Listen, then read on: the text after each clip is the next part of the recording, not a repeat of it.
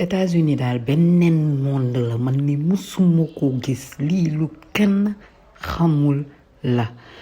Takeoff ki nekkoon ci groupe Migos ki nga xam ne dem na ci yàlla benn xale bu jigéen da koo porté plainte pour ay affaire yu bizarre yow nit ki dee nga ne déedéet du taxaw fii nee na yaay ji na représenté kii dee mais yéen kii du bàyyi saa waay mun a nalaw ci jàmm waaye yéen lii mooy lan non États-Unis lu kenn xamul la ca yàlla.